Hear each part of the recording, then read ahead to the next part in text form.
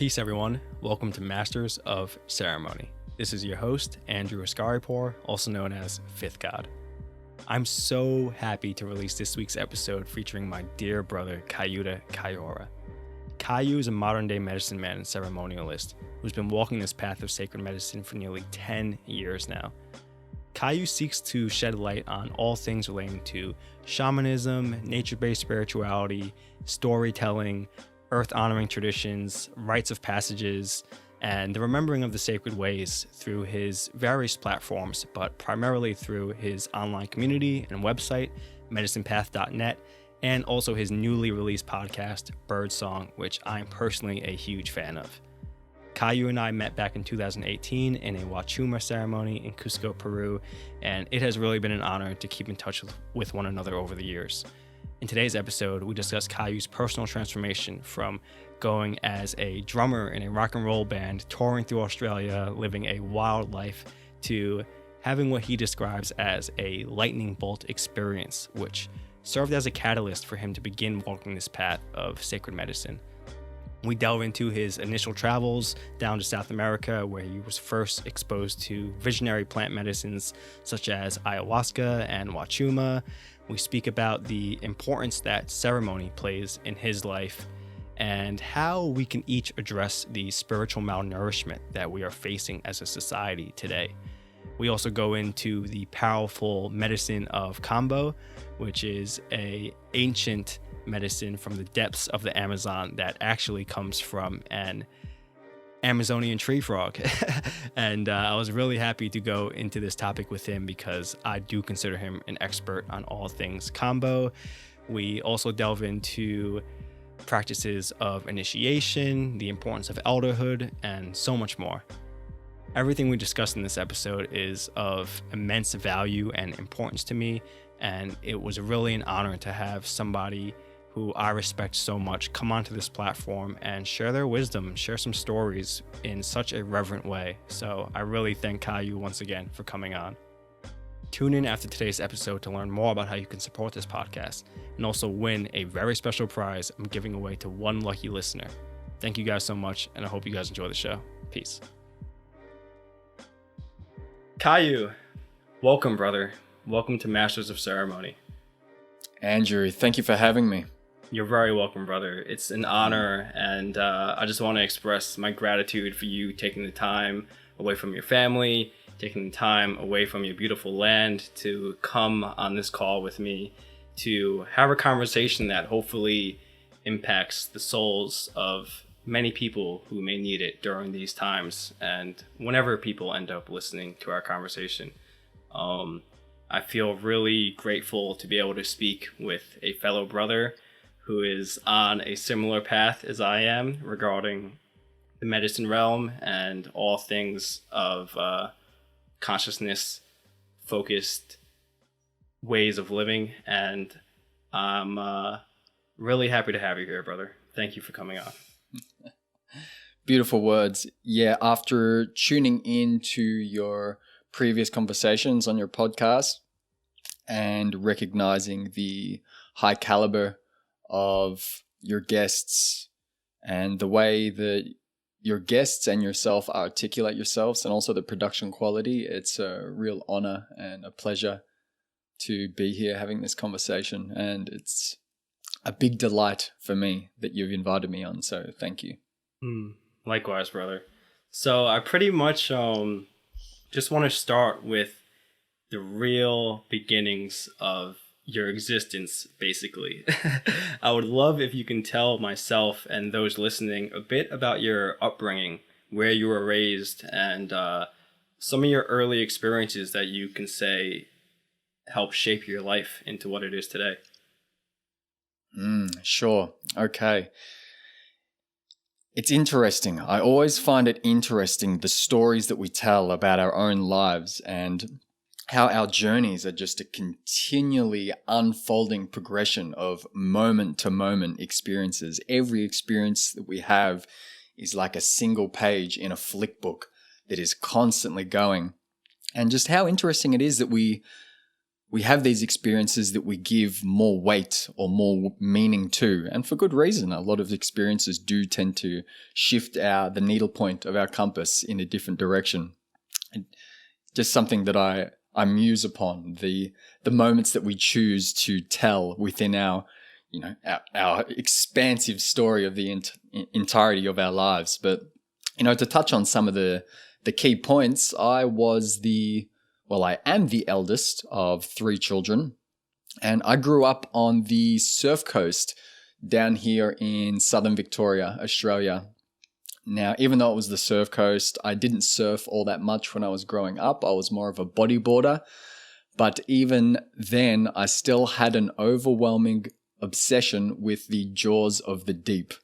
So while I still spent a lot of time in the ocean, I didn't feel all that comfortable being on a surfboard or a bodyboard. But we spent a lot of time camping and out in nature when we were younger. And look, I was a pretty regular kid in that I liked playing sports. This is the time when I'm 33 years old now. And when I was growing up, the Sega Mega Drive was coming out and there was the Nintendo. So I was just a kid that liked playing outside, loved getting involved in the video games. But when we were camping, I think that was a key point for my childhood, having that, being initiated into a way of connecting deeper with nature. So the dads would go out fishing, and as kids we would go and catch lizards and swim in the rivers, catch frogs. We would dig up cattle bones and pretend they were dinosaur bones. Just a wholesome childhood. Mm-hmm. But I started to lose interest in that when I started to become more interested in girls. Yes, of course. And shortly thereafter, it's when I finally mustered up the courage to ask my dad for something that I'd been dreaming of for years, which was a drum kit. Mm. And look, I was a quiet kid. I was reserved. I was kind-hearted, very tender. I was a very emotionally driven, or I felt things on a very, very deep level. But it kind of felt like I couldn't really embody who I really was on a deep heart level. And you start getting into a bit of a dialogue here around the stereotypes and the conditioning of modern culture. So, it took me a lot of courage to actually ask my dad for what I wanted. Like, even though it's as something simple as just saying, "Hey, Dad, I'm interested in playing the drums. What do you reckon? Could you buy me a drum kit?" Yeah, I had a lot of trouble saying that. But when I did get the courage to ask, my dad was like, "Yeah, sure, no problem." So I started playing and learning the drums. And I know that drums gave me an outlet, not just for creative expression, but an outlet for which my identity could start to take shape. Yes. Especially because I was kind of in that sort of like a limbo state, as I mentioned, where it felt like I couldn't quite be who I was because of the expectations from family or friends, or you kind of get what I'm getting at around that conversation, right? Of course. But getting back onto the drumming path, started gigging, started partying, and with the rock and roll lifestyle, if you know much about that, I always have the commentary that it was full of naughty behavior, full of debauchery. Of course.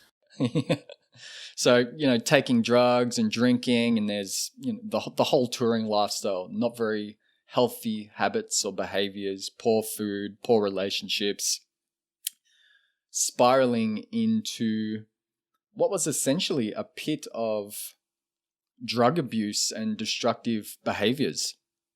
And that continued on for a long time. And while I reflect on it now and I can see how unhealthy it was, in the moment, it was incredibly liberating and fun. Yes. Free of responsibilities, but at the same time, the shadow side of that is not taking responsibility. Yes. There's an immense feeling of power when you lack a certain amount of care or regard. And we feel that strongly during our adolescent years and early 20s. And I'm a bit younger than you, and I feel like I've certainly calmed myself down in recent years as I've grown more into an adult. But these experiences that you're speaking to are very customary to just the path that many young men have throughout their life in one way or another. And I'm curious if even in the midst of all of your debauchery, as you stated, were there glimpses into the sacred or glimpses into experiences you may have had on psychedelics, although being taken recreationally, that gave you somewhat of an inkling of, okay, maybe there's something more to this? Or was there a singular experience that created that shift? Yeah, as you alluded to, some of my recreational drug experiences involved psychedelic substances. And towards the earlier exploration of these particular substances, it was one of my first psilocybin mushroom experiences. And this was during a rafting trip away with a group of friends. And during this mushroom experience, I realized that I was engaging in behaviors and hanging out with people who were perpetuating this feedback loop where they were engaging in this similar behaviors that I was engaging at that were ultimately unhealthy and destructive. And I started to gain a bit of a glimpse that, hey, I'm not sure I really want to be part of this. I'm not sure if I really want to be hanging out with these type of people. But in saying that, old habits die hard. And it was a repeated cycle of feeling a void, in a sense. I didn't know where else to turn to. So I was kind of stuck in this negative feedback loop.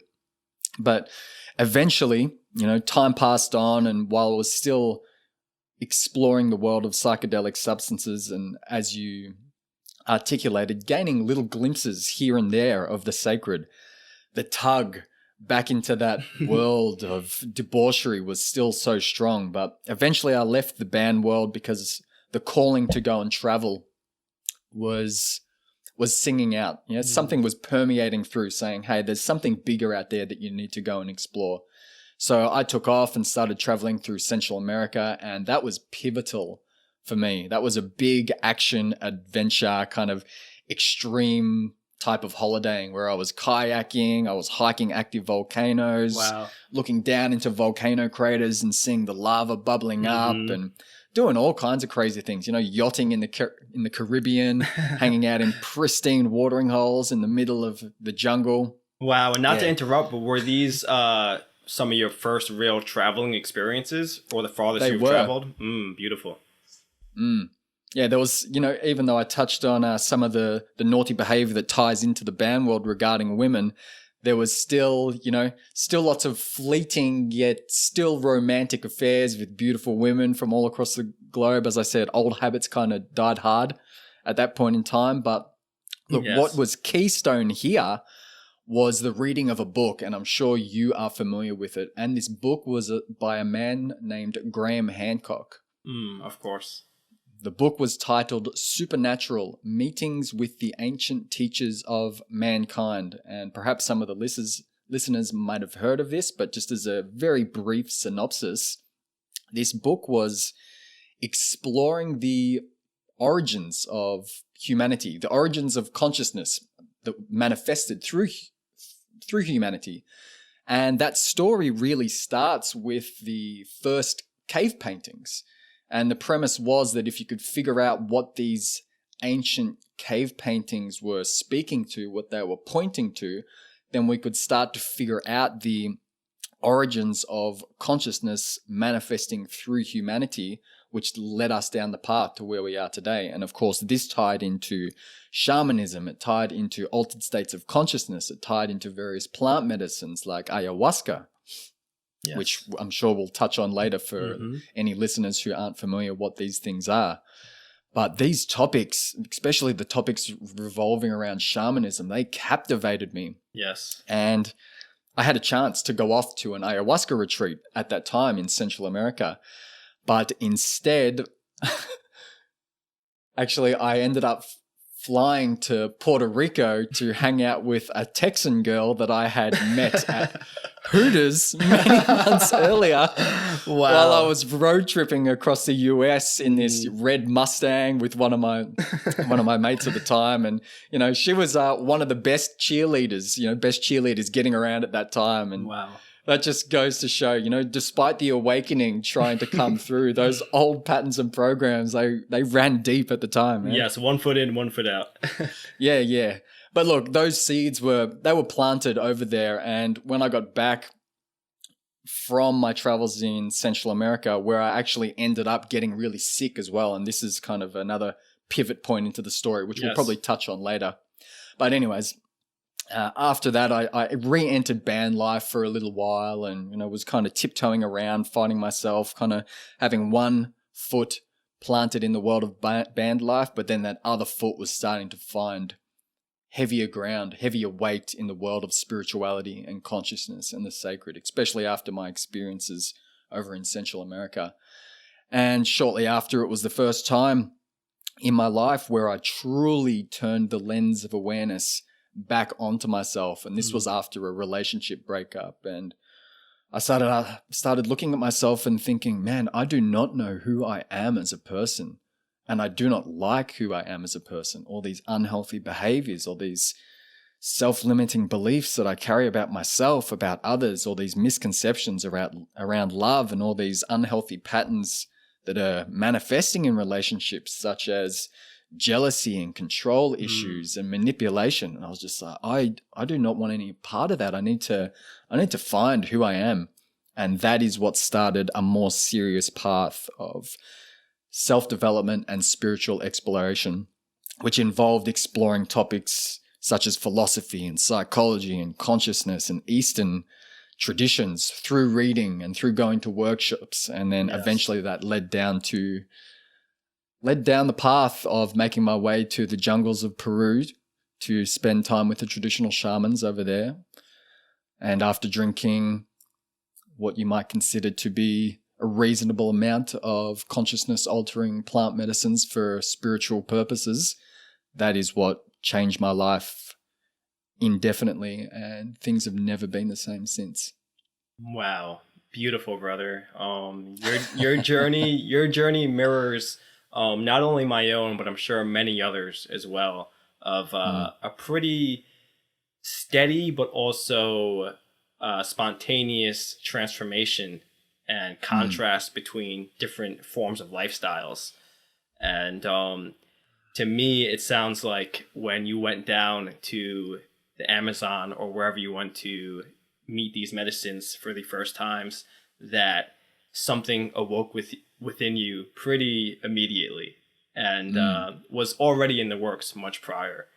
And I would love to hear a little bit more about your initiatory experiences down there, but something I want to focus on as well is what was going on within your life with the people who had this concept and idea of who you were, and we're now starting to see basically another person form in place of this person that they really thought they knew.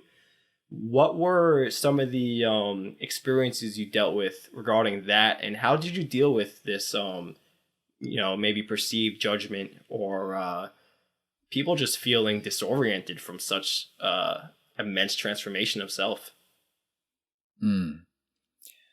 Yeah, reflecting back on that, it's quite interesting to note that there was, and I've used the same way of articulating myself just previously, the pivot point when this lightning bolt, and that's what it felt like at the time, the lightning bolt that struck, that illuminated the only path forward. And the only path forward at this time was the path of self-development and spiritual expansion. When that lightning bolt came in, I transitioned very, very quickly from being very, very social, and intertwined with that sociality was this persona of being the life of the party Yep. and being very, very external. What's the word I'm looking for? Rather than being, extroverted. Extroverted, yes. Thank you. Yes. That's the word I was looking for. Extroverted. Yeah, I was quite extroverted, but it was all kind of a front. It was all a bit of a mask concealing who I really was. But when that lightning bolt came in and I started to get in touch with something much more authentic, something much more aligned to the truth of who I was, there was a shift and I went very, very internal, introverted. And there wasn't that many people who saw me during this time because I made a conscious decision to turn into a recluse and to kind of live a more of a hermit lifestyle. Yes, but, I see. Still touching on that, there was, for some reason, I felt the call to make a YouTube video. This is going back, 5 or 6 years now, but longer. And I made this YouTube video talking about this upcoming journey that I was going on. And that was kind of my statement to everyone that I knew, saying, hey, the old me is dying and something new is emerging. And I don't know what that thing is, who this person is that is more emerging, but this person that was coming out is certainly someone more sincere. And I was trying to make a distinction from the life of the party, the punk rocker that most people knew me for, and trying to change that perception into more of a mature version of who I was stepping into. So I didn't feel too much judgment from anyone when it came to making this transition from one person to the other because of that reclusive shift in lifestyle. But one important piece or one important reflection here that's coming through is the judgment that I felt was actually more so in regards to my dad. Even though, and this is a very pertinent point, even though the judgment, it was all fantasy. It was all my own projection of how I thought he was going to judge me rather than how he was actually perceiving me. And of course, this tied into childhood experiences as well and the feeling of not being seen for who I really was. So of course, I was just projecting all of that stuff onto my father and onto the rest of my family as well. So that was kind of the big piece of the puzzle when it came to feeling judgment in those early days. Yes, I think you hit the nail on the head regarding most of the judgment that we perceive is just that, perception and projection of how we expect somebody will react. And even for myself, as I alluded to, I had a similar transformation back in December of 2016 during the peak studies of ethnobotanists like Richard Evans Schultes and Wade Davis and psychedelic explorers like Terence McKenna and others. I felt the call to go down to South America and experience some of these sacred medicines. And I had such a projection of fear and judgment from many people in my life that I think I only told maybe one or two trusted people and didn't even tell my parents exactly what I was doing going down to South America.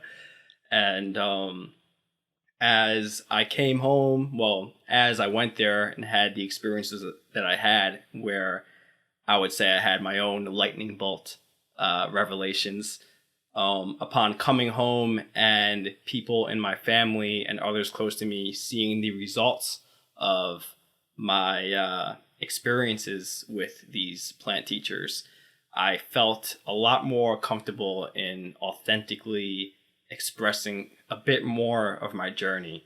And I maybe didn't go as far as making a YouTube video like you did, but I definitely became more vocal on social media about my journey and my path. And stepping into that state of vulnerability and being a lot more of the person you want to be in a public sense, living that truth, was very encouraging and inspiring for me. And yeah, it's not an easy thing to speak out about some of the topics that we're discussing here on this platform, because even if it's not coming from our parents or close loved ones, from society itself, there's a lot of misinformation and misunderstanding regarding these things. So I want to ask you about your experiences down in South America the first time when you started to meet these plant teachers and started to meet them in a ceremonial way, a safe and sacred container, opposed to abusing or misusing something in a recreational way. What was it about the act of this sacred container and the act of these ceremonies that made you feel so comfortable and attracted to implementing these forms of lifestyles into your life?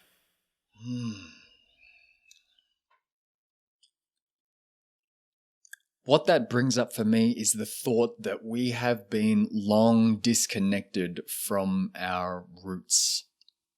Look at the state of rivers when they dry up and turn to dust and cracked soil. The trees when they enter periods of drought and they start to turn grey with death. Or, the lone puma up on the mountain that hasn't fed in months and it's almost nothing but skin and bone.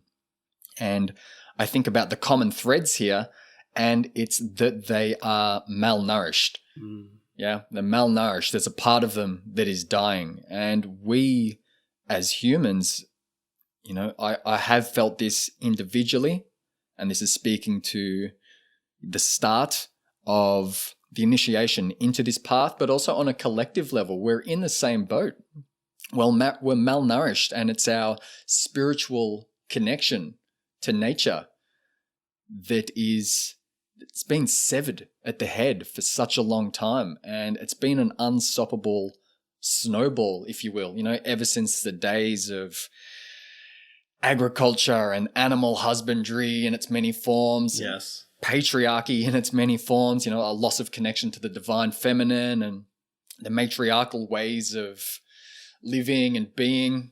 We start to move onwards to religion, industrialism, produce and consume. Yes. The kind of reductionist sterility of much of science and modern medicine, the technological era, religion.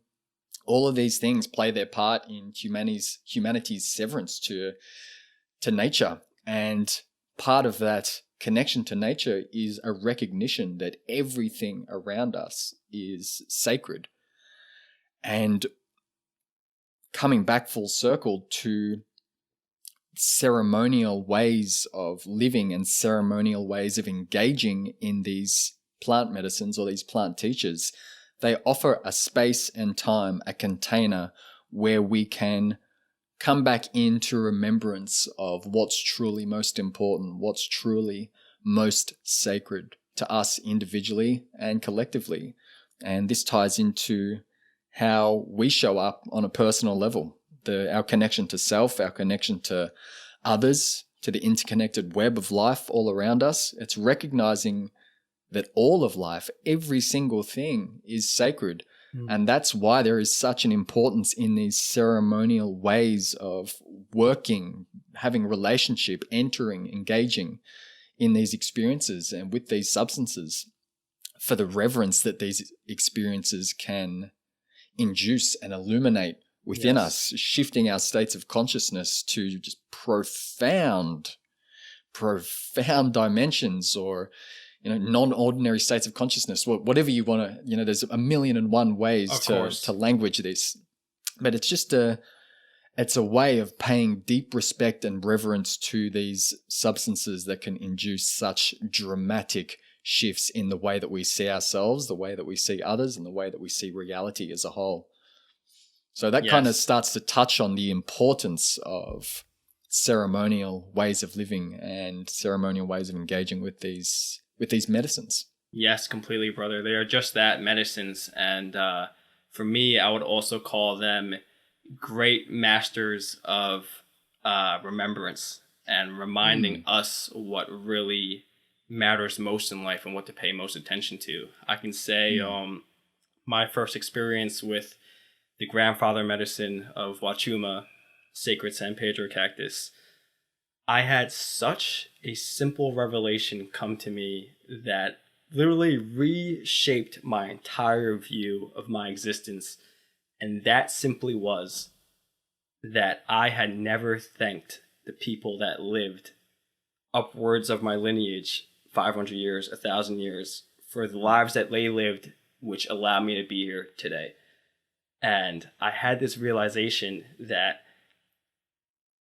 I am not just a circumstance of my parents conceiving me, but of a long line of ancestry, a long line of sacrifice, which has allowed me to be here today, and has especially allowed me and has blessed me the opportunity to sit with these sacred teachers in these sacred containers and remember how to honor where we come from.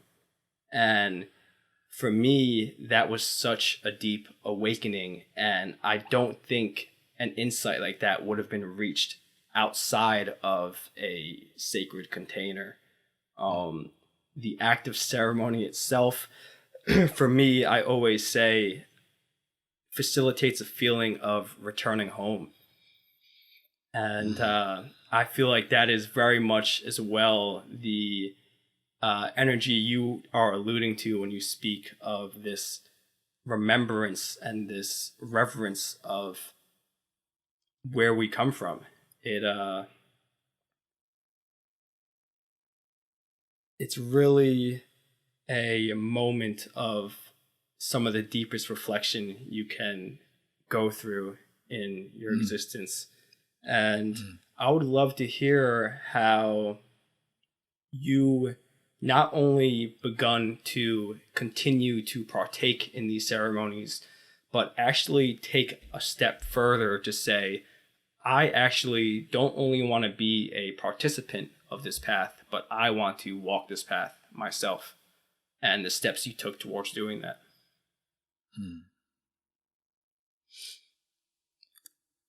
Yeah, I have reflected on this over the years, and I feel as though the essence of these particular medicines were calling me on a much deeper level before I ever really felt the calling to them on a much deeper level. Now, as I started to deepen down this path and shed a lot of the conditioning, I talk about these. I've been articulating it using these three kind of analogies. And one is that, we come into life and there's an atmospheric fog of conditioning, conditioning from society, from culture, from family, friends, environment, the media, the entertainment, the information that we're exposed to. There's weeds that we develop in our own inner garden as we go through life, or similar things that I'm speaking to. And we also inherit the crust of our ancestry. Now, this ties into what you were saying, and there's kind of, there's many different tributaries that are present here. But when I'm talking about the crust of our ancestry, it's respecting everything along our ancestral lineages that got us to the point where we are today. But it's also recognizing that we have inherited traumas or limiting beliefs or many of these patterns and programs that are passed down the line that are ultimately shielding us from becoming the truth of who we are. So I say that if we want to see our North Star, if we want to know the direction of our North Star, then we've got to clear away that atmospheric fog of conditioning. If we want the roots, the roots that are there that are really seeking to take hold, we've got to pull all the weeds out of our garden. We've got to nourish and tend that soil. If we really want to feel like the essence of our heart and soul's calling, what's inside, then we've got to start to remove the crust of that ancestry that we've inherited that isn't beneficial to us. So kind of getting in a roundabout way of talking about like having to remove all of these things that we've accumulated. And once I had started to do that to a greater degree, then it started opening up more pathways for me to explore the question of, okay, how do I want to be spending my life now? It's not just about doing the work for me and making myself a better person, but it's now I'm engaging with this world, and I'm starting to show up to be in service to other people. How can I help other people? And the message came through for quite a while there to deepen into this path of shamanism. Not just shamanism, but spirituality, consciousness exploration through the use of plant medicines and sacred medicines. But I felt quite a lot of resistance there in regards to taking on this role or this identity or stepping into this path of serving others through plant medicines. Yes. I felt the resistance there for a long time. The stories were still coming in. Who am I to be doing this work? I haven't done enough work. There's so many other people out there doing this. Why would anyone want to come and sit with me? What have I got to offer? And still, the seed was planted, and eventually, after continuing to do more and more work, I shed more and more layers until it was somewhat inevitable. It was a gradual, natural, organic unfolding down this path. Not me pushing or chasing for it or thinking that's what I want, that's what I'm going to go for. It was a weave, and they say that a boat or a ship is never traveling direct. It's never traveling on this direct path. It's always recorrecting course along the way, along the same way. Yeah, exactly. And it was kind of the similar situation for me, if I want to articulate it like that. Correcting course along the way, and the direction that I seemed to be deepening into was this direction of offering not only these plant medicines to others in a ceremonial context, but, well, that is the larger umbrella. It's living a ceremonial way of being. It was living ordinary life because I was getting pulled. The vines of this world were intertwined with the vines of my own life so deeply that it was only natural for other people to gravitate towards me to experience some of the things that I was already doing on a daily basis. Yes, of course. I think that's why you and I and others refer to this as a path of remembrance, because as you stated in one of your previous podcasts, our names and our fates are already written in the stars. And I had an elder teach during a ceremony once, and I'm going to paraphrase him, but he was referring to the question of how do I find my path? And he had a very simple response, and it was to simply walk and to move forward through life in an authentic way, and your path will find you. And I feel like that is exactly what you are articulating, and something I have experienced as well. There may be a longing and an attraction towards something, but the actions that we feel most connected to really come about and occur in such a natural way. And to me, that's what is such a clear indicator of where we should be spending our time and our attention. And I think it takes removing these weeds out of the soils of our history to be receptive enough to even be aware of where we are being pulled. And it's really a way of honoring these moments of insight to continue to follow that path with courage, which isn't always easy to do.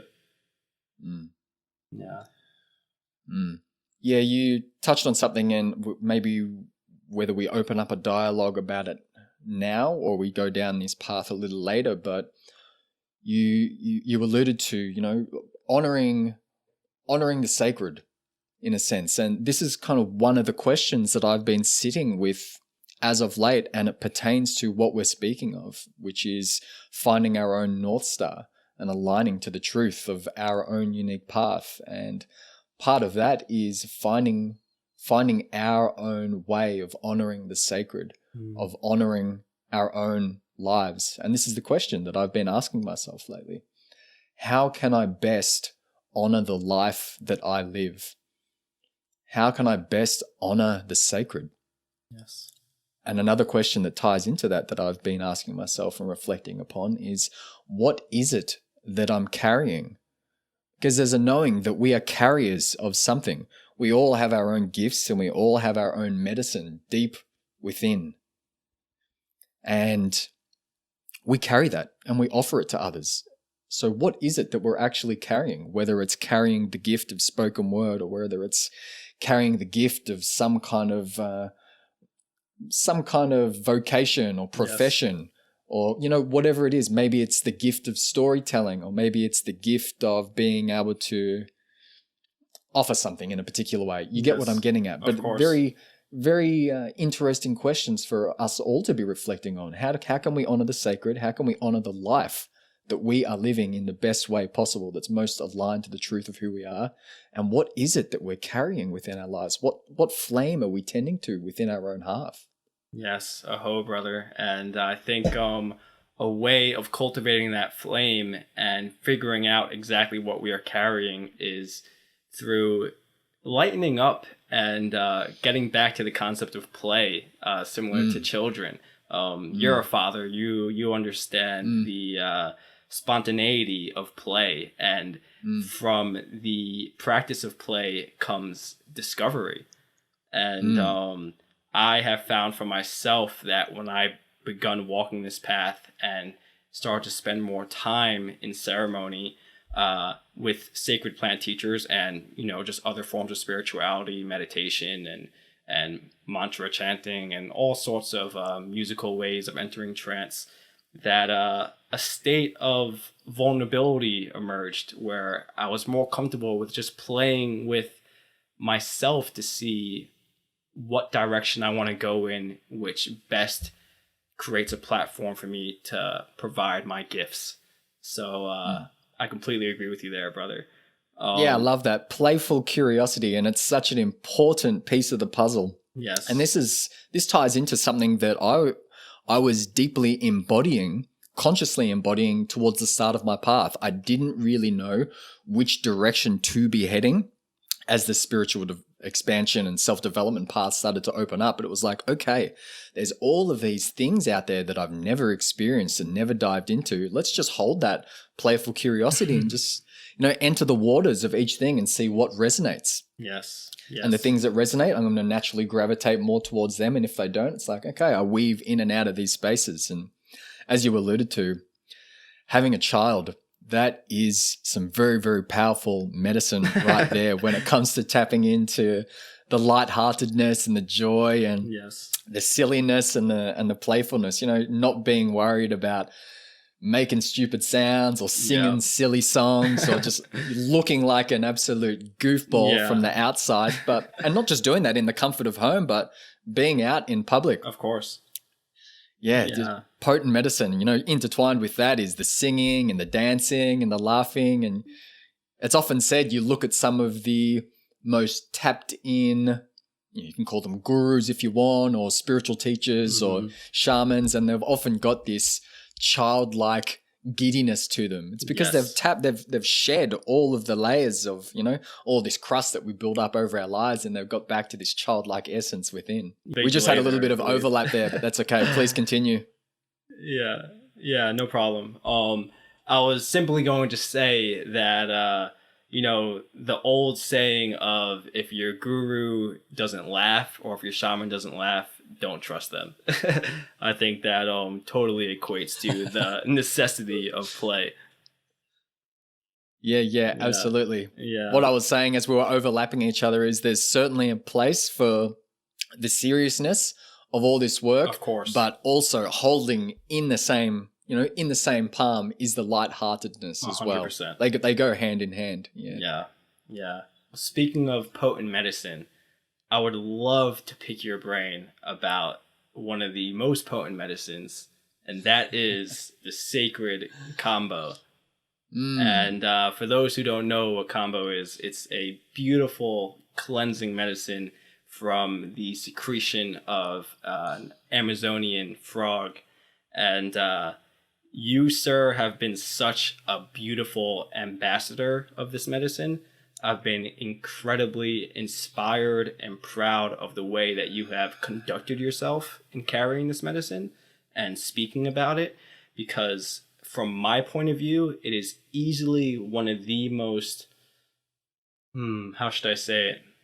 One of the most misrepresented sacred medicines that are out there regarding its perceived danger, regarding even down to what it even is. You know, people referring to it as a poison that will kill you.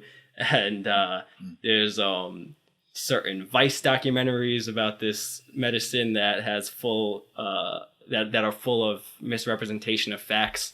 And the way that you have continued to carry this medicine and speak about it has been with the highest respect and reverence. And I would love for you to tell our listeners and those who are tuning into this show a little bit more about this medicine and what has made you so attracted to not only using it within your life, but also facilitating ceremonies with it. Okay, we're about to enter a little bit of a rabbit hole here. So Kambo. Kambo goes by several different names. So most people call it by Kambo or Kambo or Kambo. It's also known as Sapo. It's called Daukiet. It's known as ordeal medicine, which we'll touch on why it's called ordeal medicine. It's called hunting magic, vaccine of the forest, vaccina da floresta. Many different names. And just repeating what you spoke to before, it is a secretion that comes from the giant green monkey tree frog. That's what it's known in the West. Its Latin name is Philomedusa bicolor.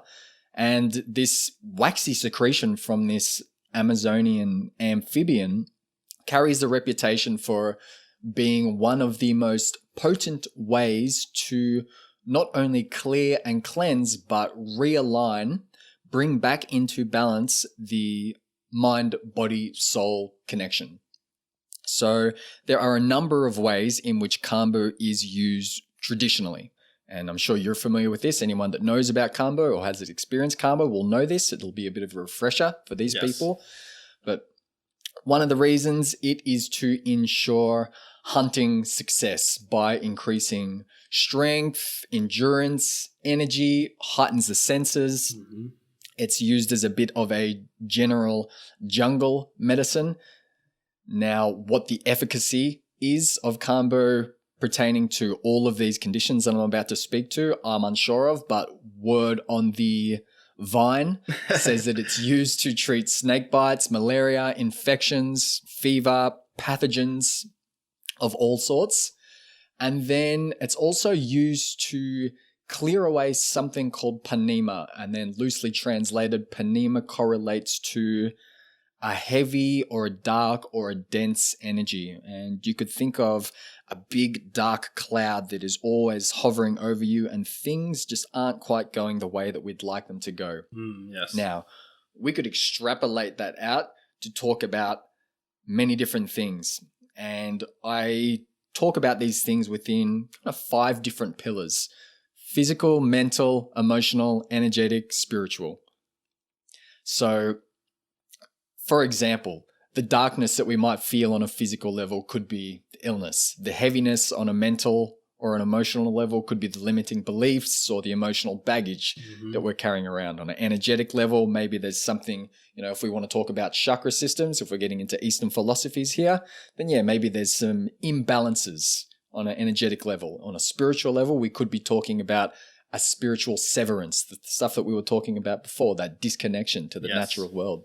The disconnection to, our own divinity within. So these are some of the primary uses of Kambo in a traditional context, but largely because of Kambo's ability to clear out panema, it's become very, very adaptable over here in a contemporary Western context. Yes, very much so. Yeah. And actually, I love we can talk about when we're talking about the origins of Kambo, there's kind of 2 lenses to look at it. There's the indigenous traditional lens origin story, and then of course there's the Western lens. Yes. And we can talk about that perhaps later on if we did want to delve into what we know about the science around Kambo. Mm-hmm. But I love the indigenous story, and that's, I don't know whether we're going to touch on it now, but there's such potency in storytelling and mythology. Yes, please, brother. I would love for you to touch on the story of this sacred medicine. So there are various tribes all throughout the Amazon basin, and they, I know of a couple of stories, and I'm sure there are many, many, probably hundreds of stories that I don't know about. As is the case with Amazonian stories. Exactly. Yeah. One of the most well-known legends comes from the Kaxinawa people, I believe, in Brazil. And this story starts many, many moons ago, before your time and before my time. And there was a medicine man, and his name was Kampu. And Kampu was trying very desperately to help cure his tribespeople who were becoming incredibly sick. And he was using all kind of medicinal herbs, but nothing seemed to be helping. So what he did was he journeyed deep into the forest, and he received guidance from the visionary plant medicine that we've been speaking about, ayahuasca, sacred teacher plant. And it was here that Kampu, he was visited by a spirit guardian. And it's said, depending on which story which tradition is coming through here, that this spirit guardian was a beautiful woman, and she carried very, very delicately this frog in her hands. And she actually taught him about the healing properties of this frog, including how to use its secretion to cure his tribe, which were becoming more and more sick. So after receiving all this profound knowledge, Kampu comes back to his village, and he goes through the motions of what this spirit guardian told him, and through using the secretion in this very specific way, he was managed to rid his people of their illnesses. Yes. And time went on, and as time went on, Kampu, eventually started to enter old age, and he passed away.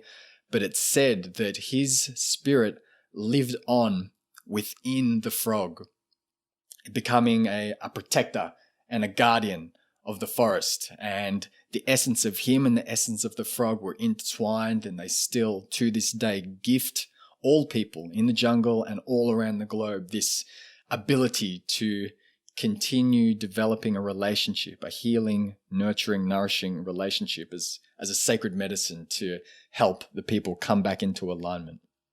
So this is the indigenous story of how Kambo came to the forefront as a healing medicine.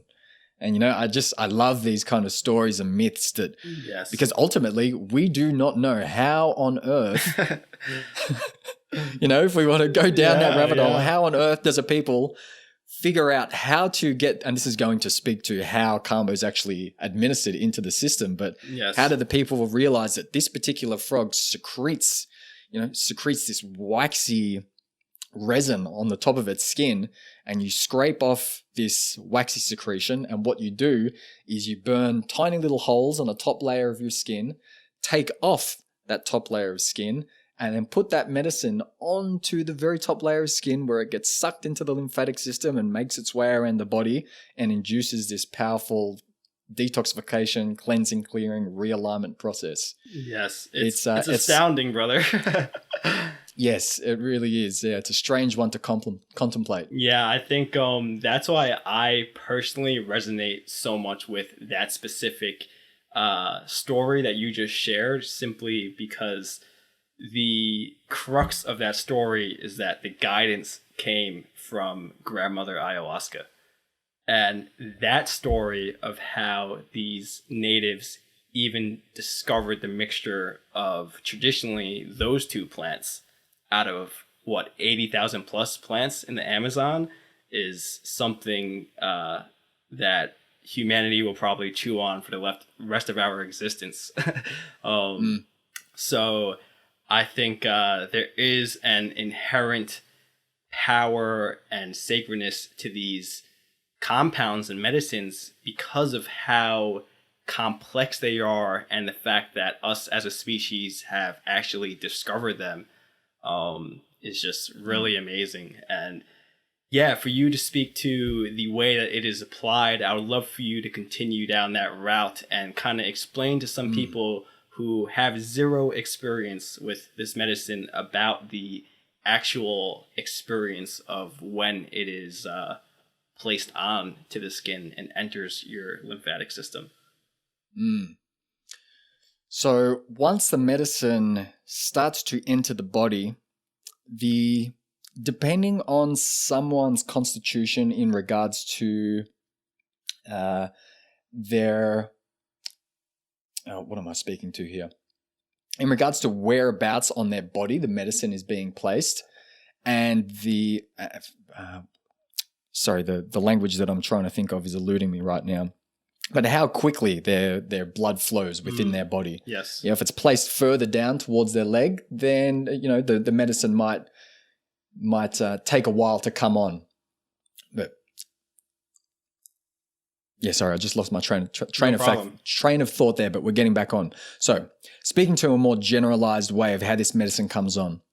Within 30 seconds to 60 seconds, the medicine will start to rise in someone's body. And the medicine is comprised of peptides. And we can talk about the science of what a peptide is a little bit later if we want to get into that. But these peptides induce specific physiological responses within the body.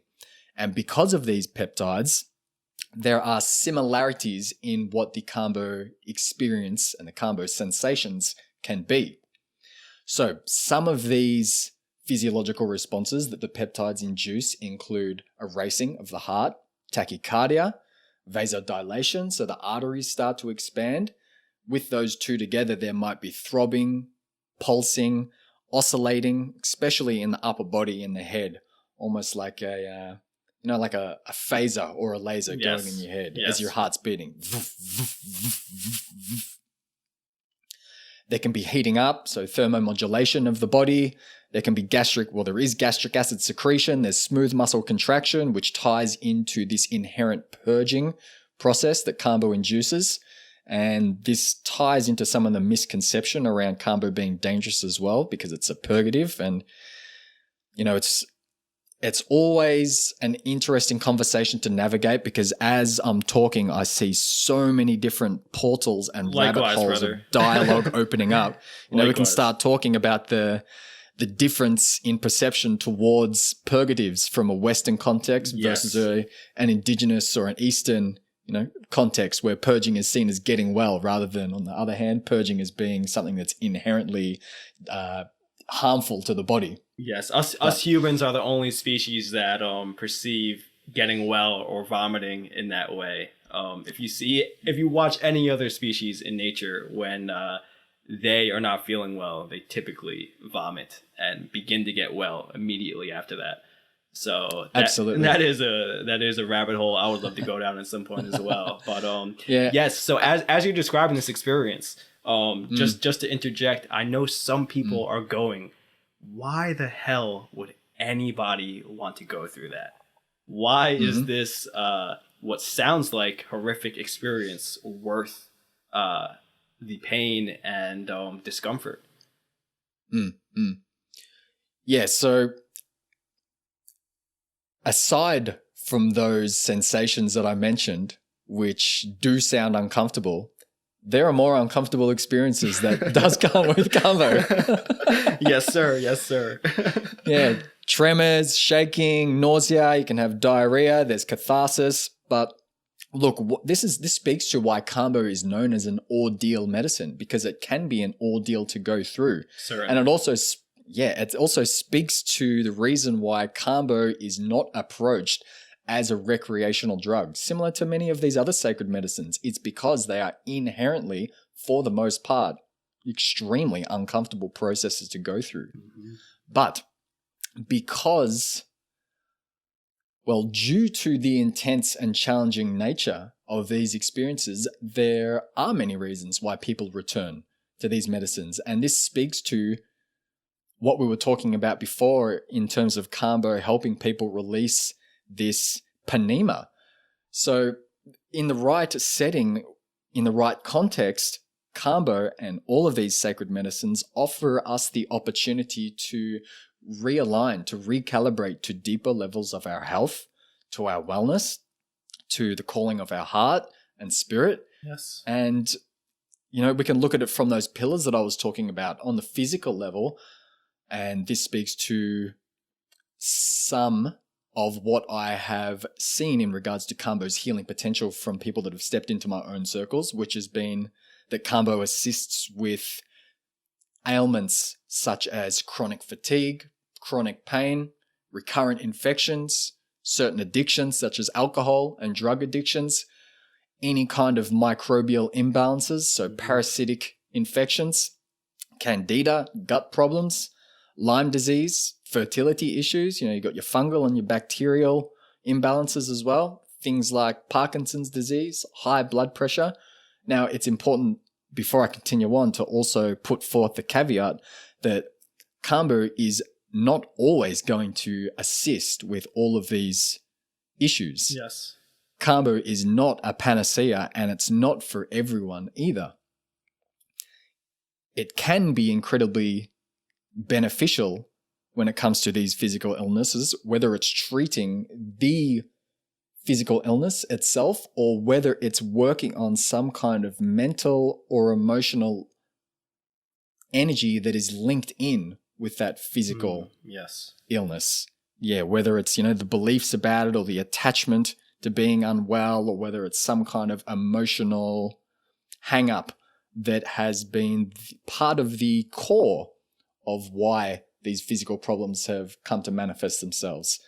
But Kambo is only one piece of the puzzle here when we're talking about the greater picture of health and wellness. Yes, it can help address and realign and move the needle when it comes to some of these health issues, but part of a greater picture here. But look, in the grand scheme of things, what I'm getting at is that the reason why people come back to it is because it carries such a powerful potential to initiate these recalibrations to health and wellness and heart and spirit. Yes, very much so, brother. It has a tremendous power to simply move energy on a physical level and on a spiritual level. And I can say that my first time sitting with Kambo, I was told that the experience should wane after about 20, 30 minutes and that I should be ready to go back to where I was staying in Ecuador. And I can say, brother, that after my experience of, having the dots taken off of me, I was in a state of deep catharsis for maybe 2 hours laying down in this teepee of immense discomfort, feeling really weak and drained, feeling like I wasn't able to get up and walk and simply had to rest. And thank God the facilitators were very warm and loving and very receptive in taking care of me. And eventually I regained my strength and was able to go and rest back where I was staying. And I would say just a couple hours later, I felt this level of clarity and lightness that I had not felt in some weeks. And I didn't know how to quite articulate it even to myself. And it's even a little bit difficult to articulate now. But there was a significant shift of, I would say, a lifting of what you would call brain fog. I just felt a physical lightness within my body, maybe due to all the purging.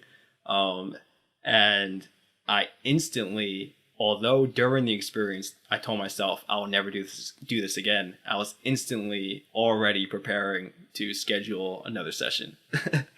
And I would love for you to speak on the difficulty of this experience also serving as a level of initiation for some.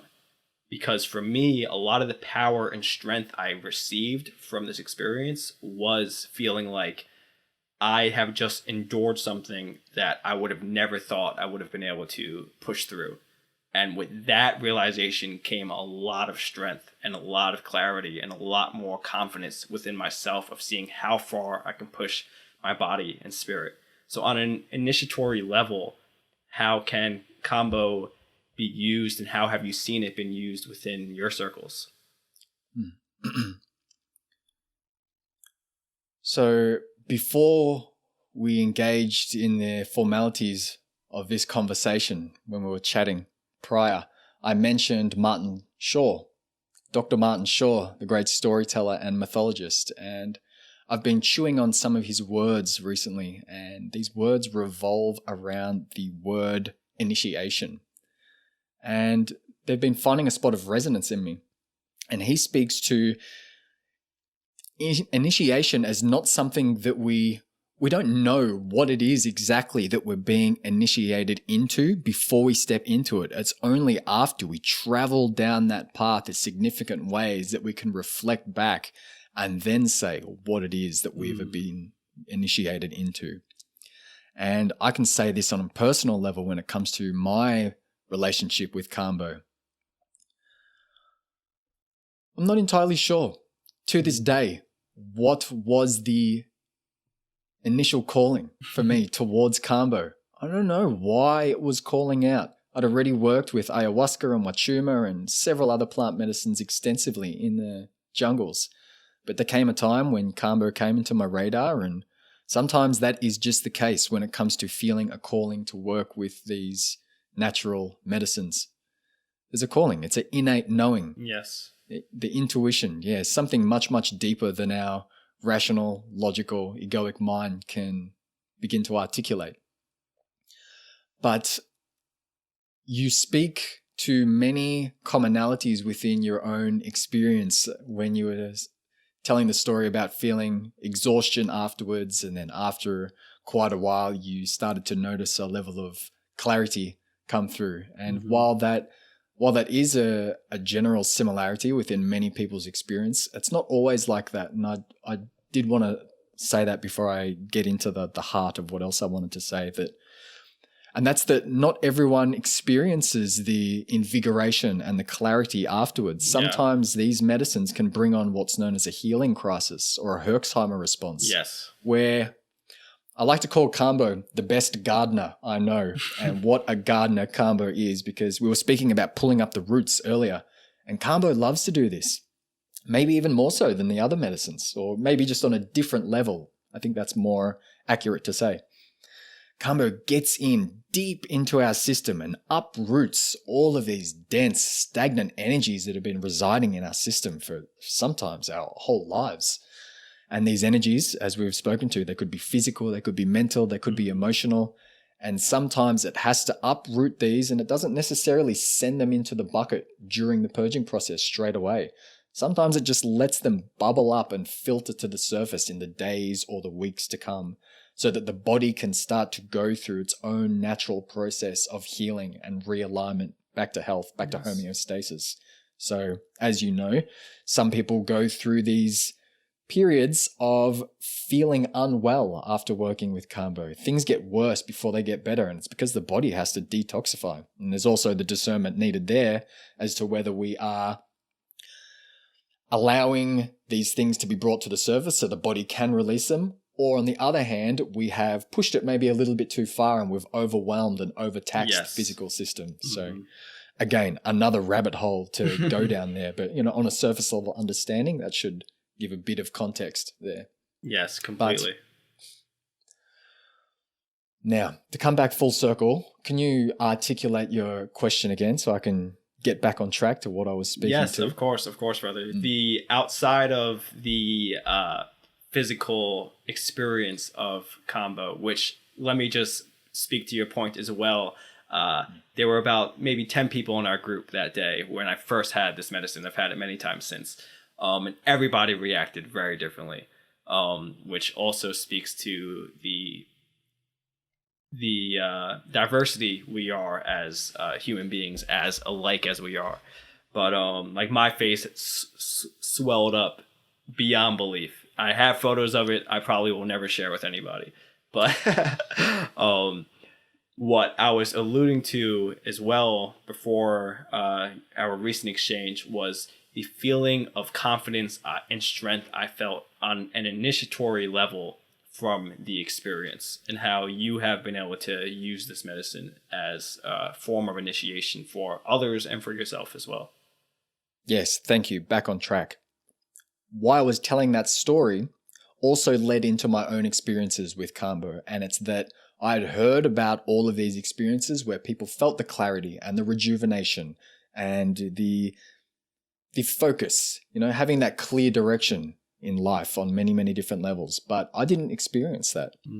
I experienced a sluggishness and a general malaise. I felt like the fatigue that I had started to experience, and this ties back into Central America travels where I mentioned I started to feel unwell. Yes. And this became a chronic mystery illness that I was dealing with for many, many years. And the symptoms from when I first started to feel that, they came back after I started working with Kambo. And I didn't know it at the time, but Kambo clearly uprooting this stuff to the surface. And I started questioning, man, am I actually receiving benefit from this particular sacred medicine, or am I overwhelming and overtaxing my system? And I didn't know at the time, but something kept drawing me into Kambo. The pull was still there, whispering, keep coming forth. There's something here to be learned and gained. And it was after maybe 3 or 4 sessions with Kambo that a couple of pieces of the puzzle dropped in for me to recognize that perhaps one of the reasons why I was so ill was due to an undiagnosed heavy metal toxicity in my body. And without getting too deeply into that story, I went and got all the necessary testing, and it turns out that what Kambo had somehow alluded to was in fact correct. And I had incredibly high levels of mercury, lead, nickel, aluminium, primarily mercury though, in my system, which was causing a lot of the chronic fatigue, the brain fog, the digestive issues, respiratory issues. So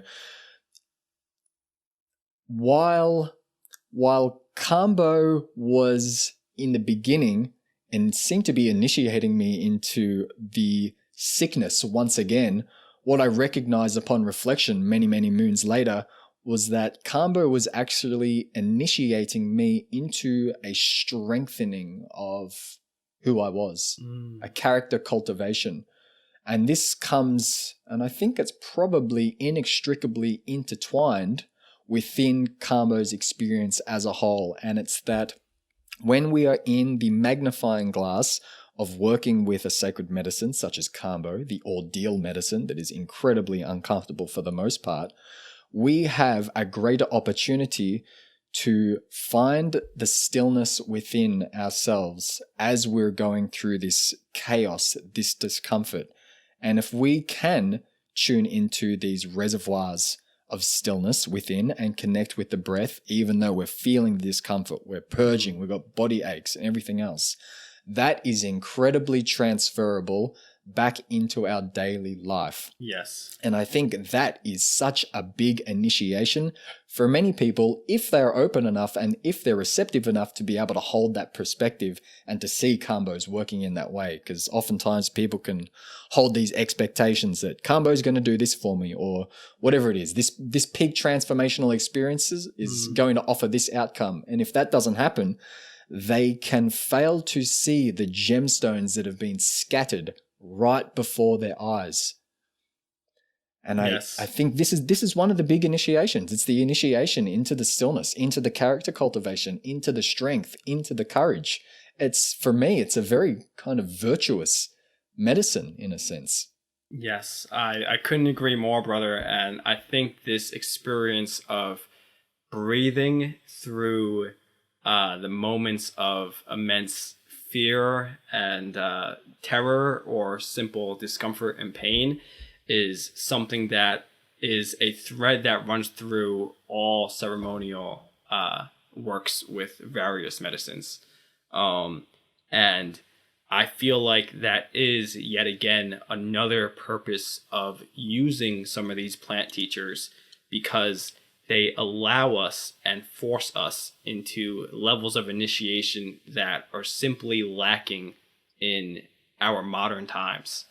And learning how to cultivate character, as you say, and cultivate a sense of calm during these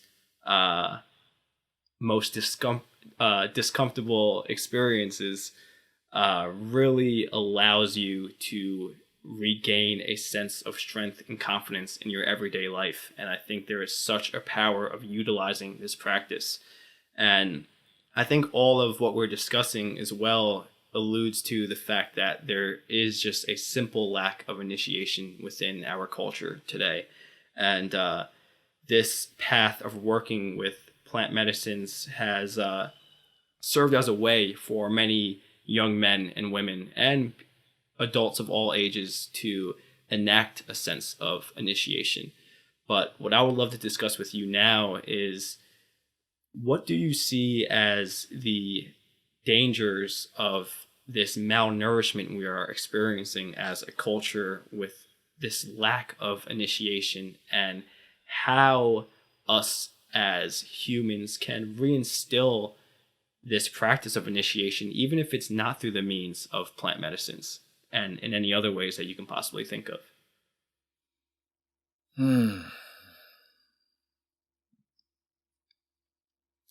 So, as my mind has a tendency to do sometimes, it's almost like I start off on a tangent and then weave my way back through.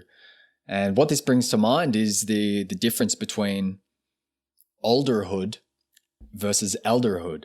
Yes.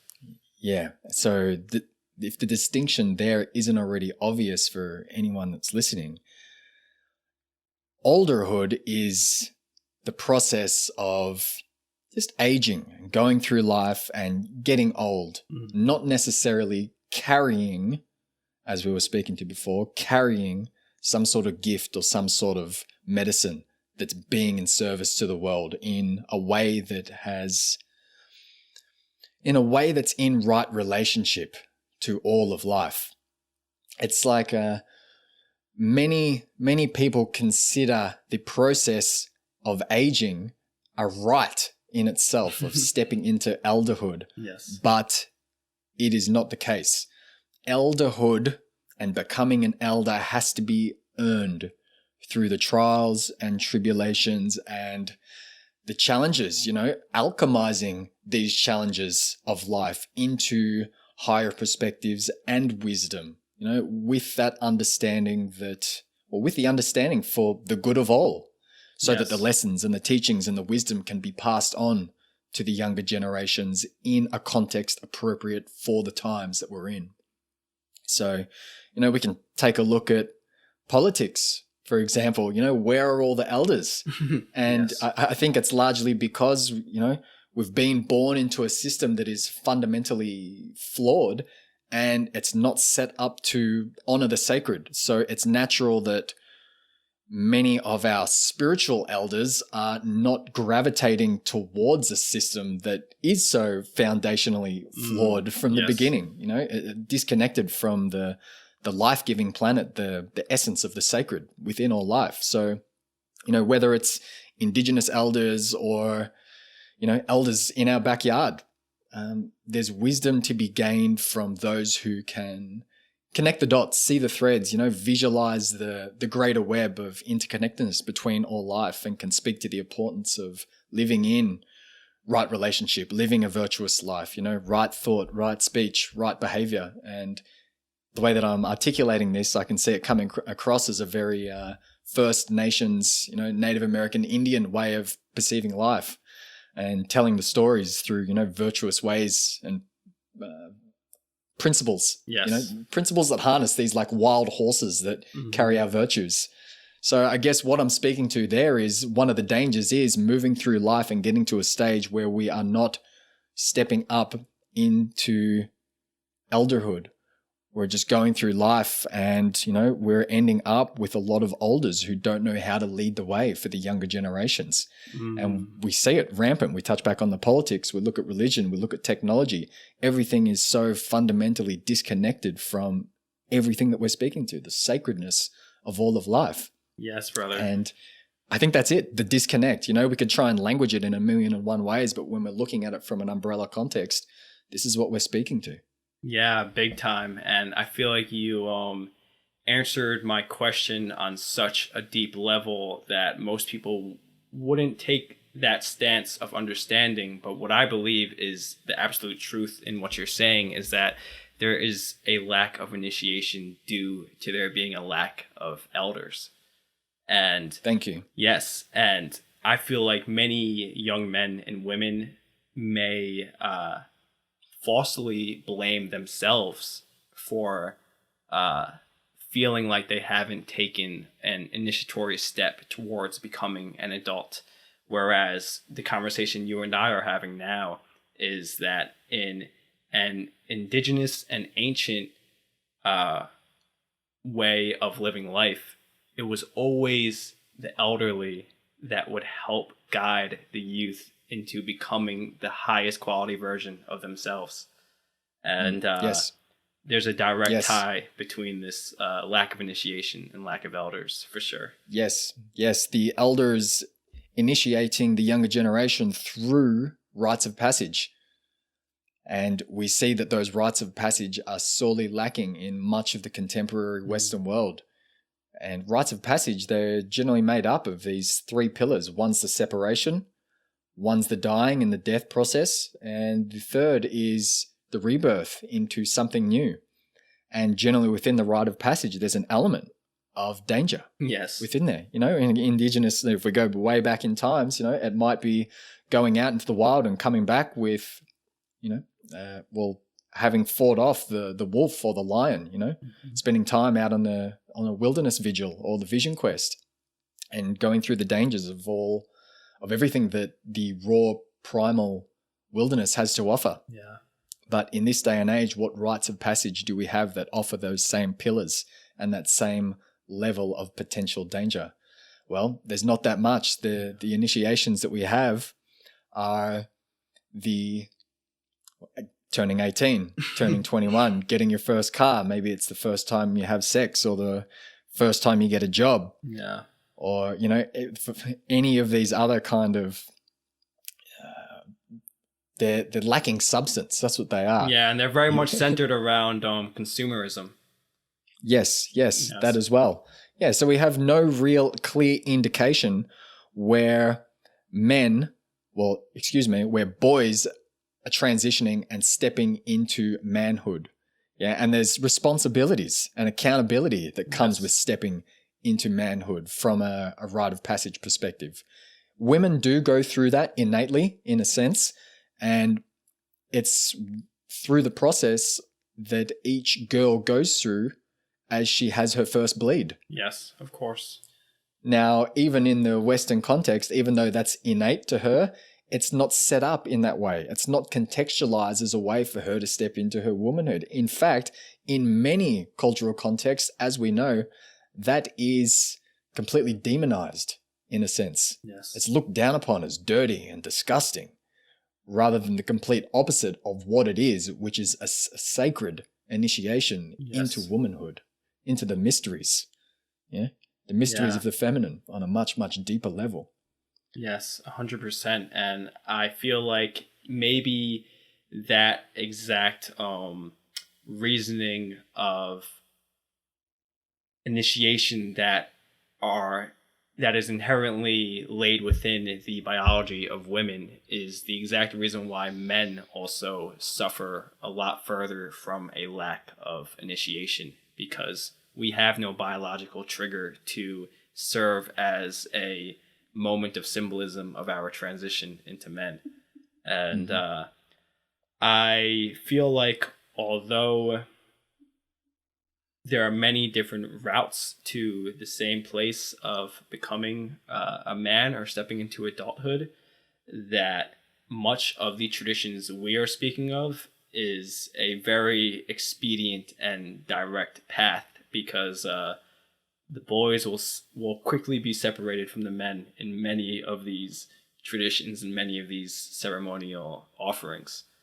And what for you would you say you would maybe recommend to someone who is trying to find a somewhat safe experience of growing further into their adulthood, if they are indeed young? Well,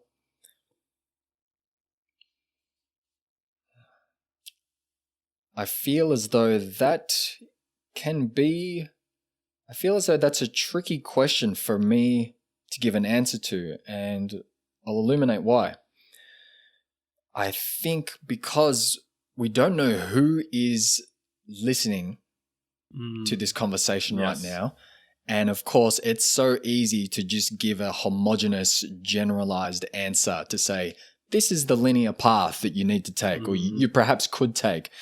And it's, within that is the failure to recognize that we are all unique individuals in unique circumstances at unique places along our own paths. So it's hard to give a definite answer without having the context of each particular person and what it is that they need to go through.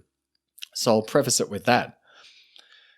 At the same time, in the same breath, there are many communities that seem to be popping up on a global level, communities that are involved in some of the conscious, well, let's just call them conscious communities in a sense, and we can kind of extrapolate on that. So when I'm saying a conscious community, what I'm talking about is a community that is holding the perspective towards many of these topics that we are talking about.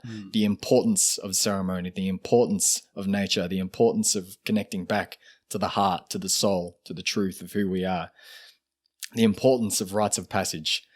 And there are many communities, whether they are online communities or communities that are popping up here and there that are offering things like initiations into manhood or rites of passage that men can go through. There's still the wilderness vigils and the vision quests, from many, many different corners of the globe in their own shape and form that are available for people to take. So there are, and that is one of the oldest forms of rite of passage and initiation that there is, and that to some extent is widely available to a lot of people in one way or another. At spending time out in nature, and as I was saying, it's so hard to give a homogeneous answer in a sense, but spending time out in nature is probably one of the suggestions that I may lay forth in that generalized context.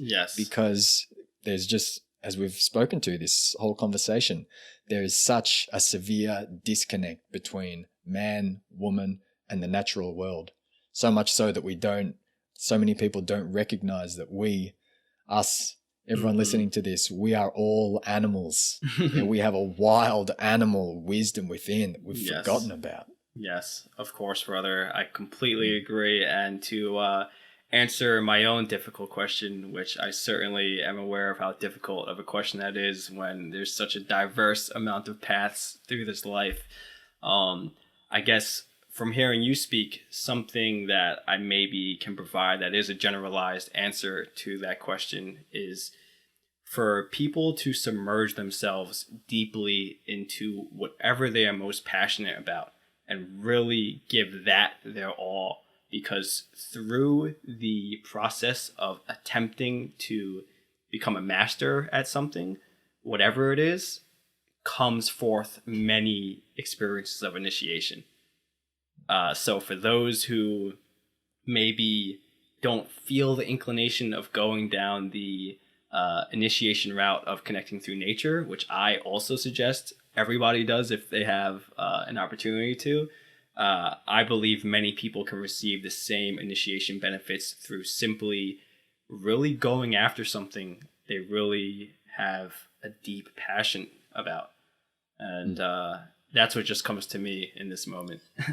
Yeah, look, and as we keep speaking about it, I'm sure we could keep uncovering the soil to see some of the little gold nuggets just peeking up from the dirt.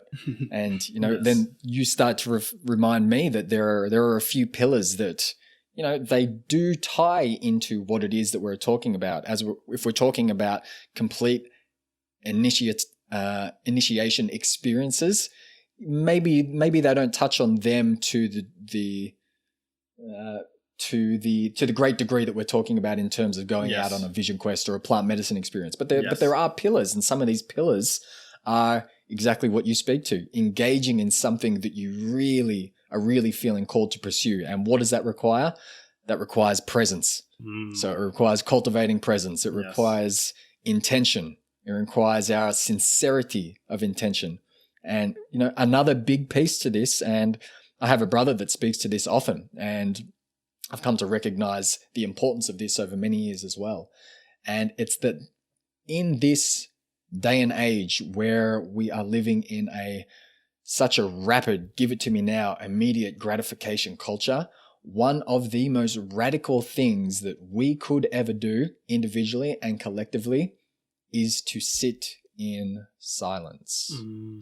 Sit in silence and listen to what wants to come through, because there is such a compulsion that if we do ever find ourselves sitting in silence, something pops up into the frame of mind. Maybe I'll grab a drink of water. Maybe I'll do some stretching. Or maybe I'll read that book that I was going to read, or listen to that podcast, or chuck something on Netflix, or whatever it is. Yes. The mind is always grasping for something. But to actually sit in silence, and even better still, sit in silence outside in nature, because we're always taking from nature for hundreds of years. It's just been take. And again, touching on Martin Shaw, because I've been listening to a lot of him lately. You go out into the woods and, the trees looking back on us, all they've seen is humans looking back at them thinking, oh, that tree will make a nice bit of timber for my house, or make the nice boat that I'm thinking of. It's always using the tree as some kind of resource and perceiving it that way. So the most radical thing that we can do is to sit in silence, out in nature, not taking anything, and in fact, giving something back. It's the act of reciprocity, sacred reciprocity. Yes, the act of Aini, as it's called in the Quechua language. That sacred reciprocity is so important, and I feel like reaching those states of silence is the best way to give back to many of these lands that we continually take from constantly. Simply remaining still is a great way of giving back. And that makes me think, man, just about everything we're discussing now, about these earth-based practices, these ways of honoring the sacred, these ways that are so inherently human. I think about the fear that I have experienced and endured throughout my life, and the fear that many others have experienced of walking this authentic path in a way that is accepted by others. I guess what I'm alluding to in this long verbiage is there's many people out there who believe in a lot of what we are sharing here, but remain in the spiritual closet, let's say. And I would love for us to speak on that a bit, and what type of encouragement you would give to someone who maybe wants to walk this way in a public manner, but has a fear of repercussions of potential judgment from others and society as on a large scale. Something we both have experienced, I'm sure. Sure. The reason I'm laughing is because we keep opening so many conversations, and I know, as I know you as a person, you love the depth. Yeah, you love going deep into subjects and really exploring the nooks and crannies. But of course, we can only do so much in a short conversation. Of course. But this is another one of those big rabbit holes to go down. Yeah. So yeah, look, the first thing that I would probably speak to is, even if someone does feel the calling to walk this path more publicly, in a sense, which is really saying that they would just wish to walk this path in all aspects of their life, in the beginning, discernment can certainly be needed. Discernment to know who to share with, because as you spoke to, this path, whether it's the path of spirituality or plant medicines or shamanism or, whatever it is that is even just speaking about the truth of, whether it's, I know that you speak to and you will be speaking to people who are deeply involved in the music industry, artists, rappers, even if we're talking about, musical pursuits and walking that, if that's the truth of who you are, even that can be that can be a little bit daunting for Yes, some people, 100%. just fully grabbing that by the horns and claiming it. So, yeah, I think in the beginning, especially pertaining to maybe psychedelic substances in a sense, or sacred medicines where they are still considered illegal, it's wise to exercise caution with who we do choose to share this information with. It's important to be able to understand the potential consequences if we do happen to unintentionally step on the wrong toes. And we have to ensure, well, it's a point of consideration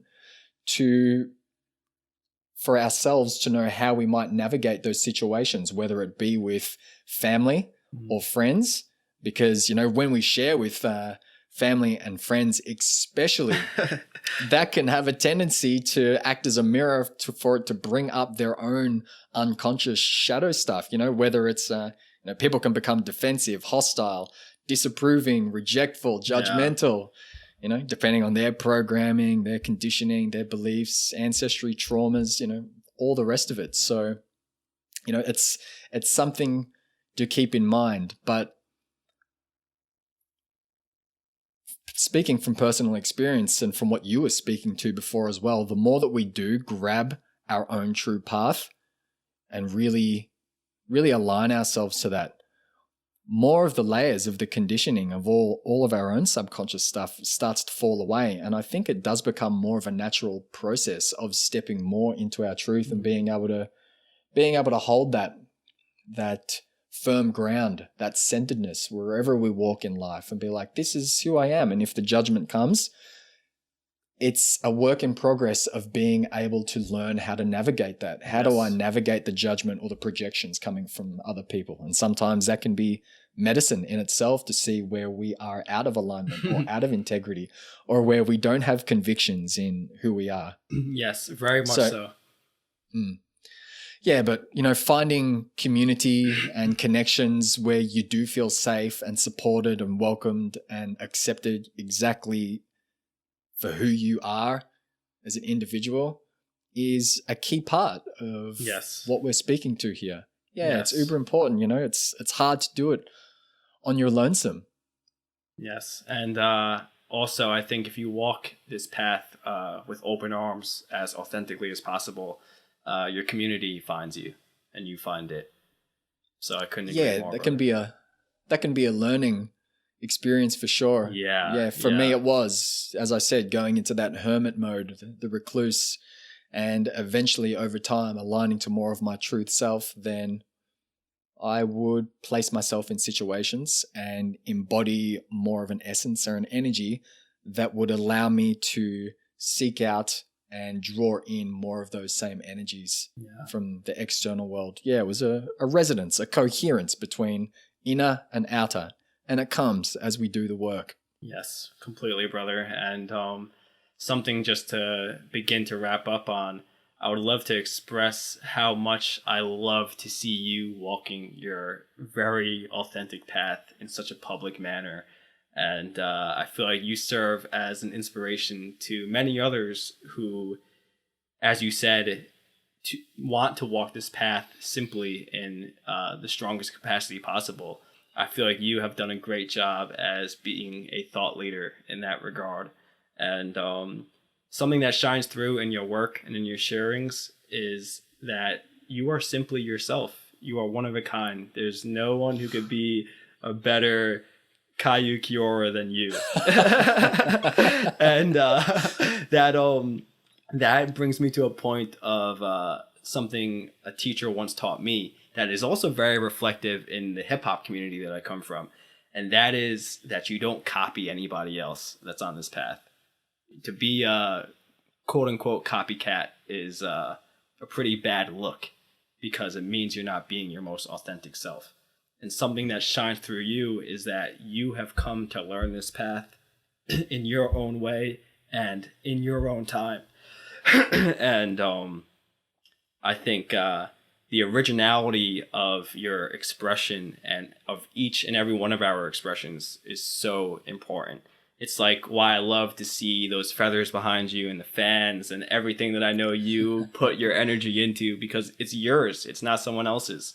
And I think that's the encouragement I would give to myself and to others as well, is to don't just follow in the same exact footsteps as anyone else, even if you are inspired by them. Walk your own original path. Yeah, I love that. Yeah, something you've done a great job at.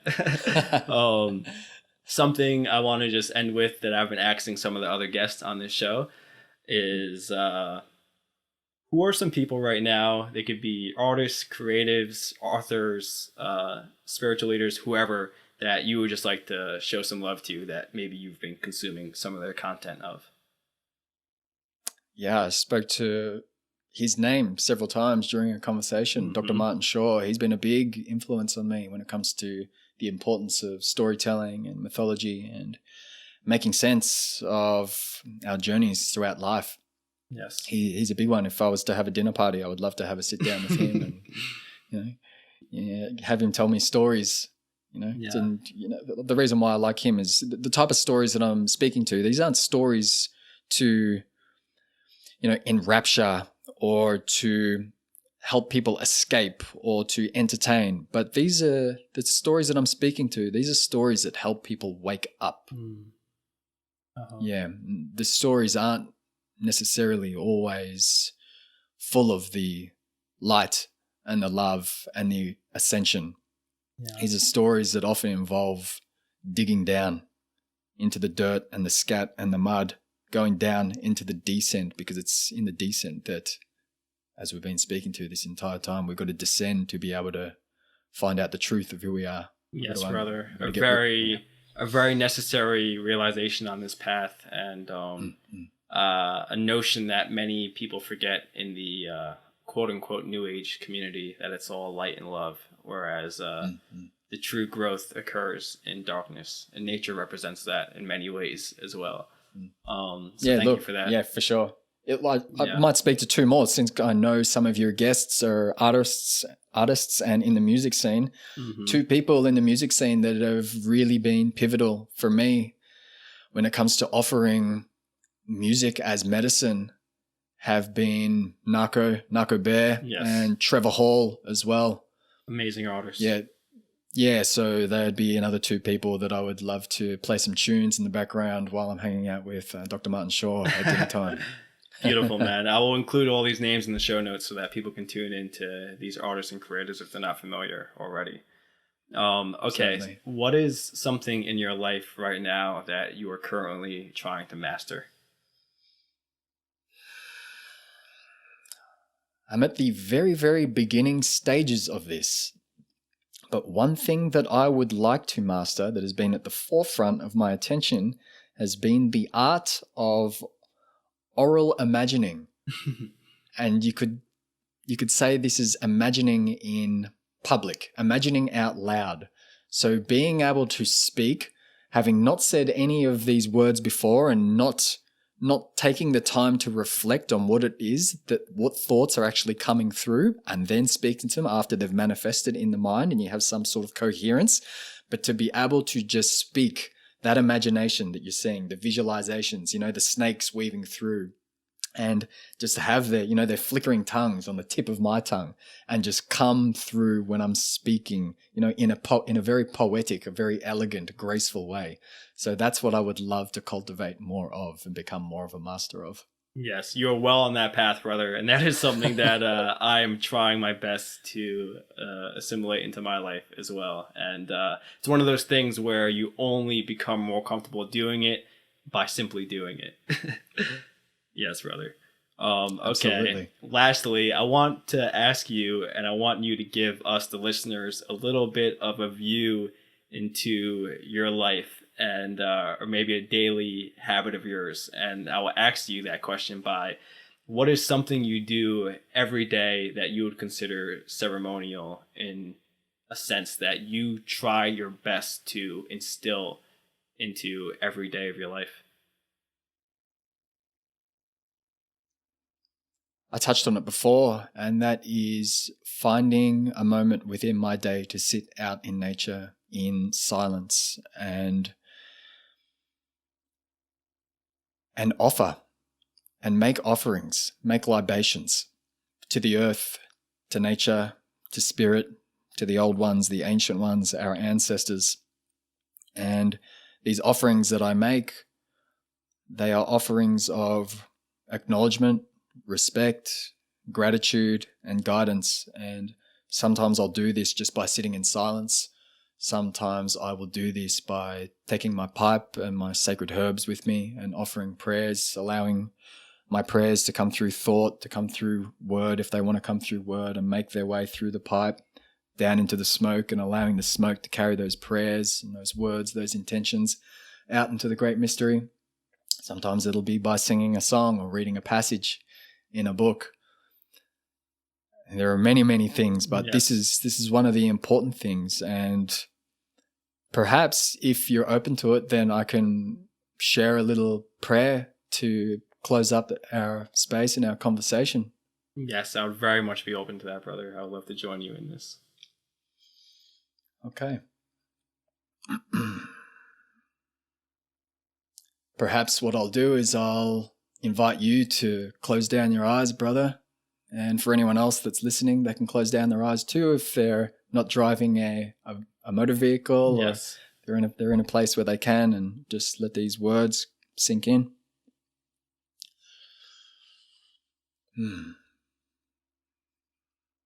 Aho matakiwea yasi, to all our relations. I offer these words and call on your names in acknowledgement, respect, gratitude, and guidance.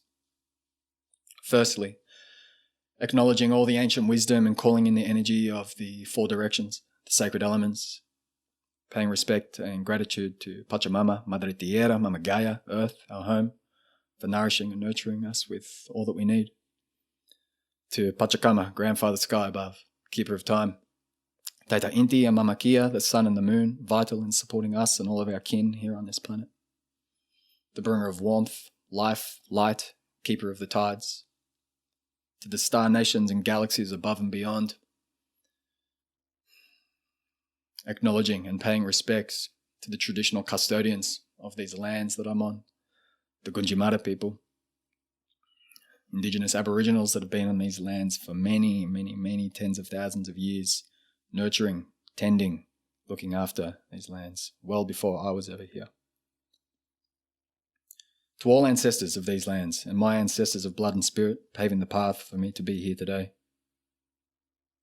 To all my teachers, totems, allies, spirit guides, and loving guidance. And of course, to Great Spirit, Great Mystery, for this breath, for health, for the abundance that's here in each moment and the abundance still to come. For the opportunity to have this conversation with a dear brother. The guidance that I ask for here is continued alignment to right thought, right speech, right behavior, right relationship to all things within this interconnected web of life. And it's my prayer that this dialogue has provided nourishment for, well, not just for ourselves, which I know it has, but also for those who are listening. And I trust that there will be gemstones within this conversation for others to carry with them on their own path forward.